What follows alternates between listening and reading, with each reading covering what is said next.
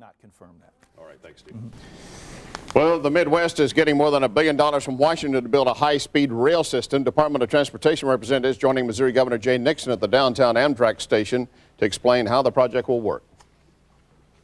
About $1.1 billion is going to be used to upgrade dramatically and get high-speed rail between the city of Chicago and the city of St. Louis, and also $30 million plus from here west to make sure that the ongoing traffic that we have moves much more smoothly. That means we might have high-speed rail to Chicago, but probably not to Kansas City. So what impact is the $8 billion federal plan really going to have on our region? Mark Cox joining us live downtown to tell us. Mark?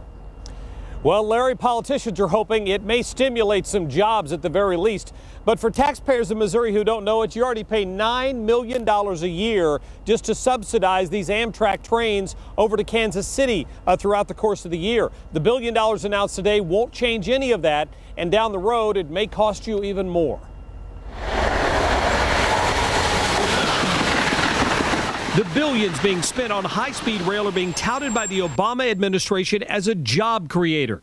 These projects will be construction projects and they will be engineering projects. That may be true initially, but Dr. Ray Mundy at the University of Missouri St. Louis tells me long-term may be a different story. It'll stimulate steel production, other good things.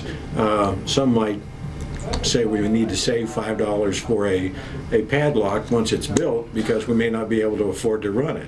Dr. Mundy believes the improvement to the system will most benefit freight trains in Missouri, which is good for the state economically. But it's estimated fewer than 1% of Americans rely on passenger trains like Amtrak for transportation. In Missouri, the trains still wouldn't be high speed, only more efficient.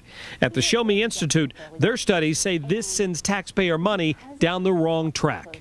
What you're doing is setting up a system where you can guarantee that we are going to have to pay millions and billions of dollars going forward to finish these projects. And that doesn't include the cost of operating them? Absolutely, or subsidizing them.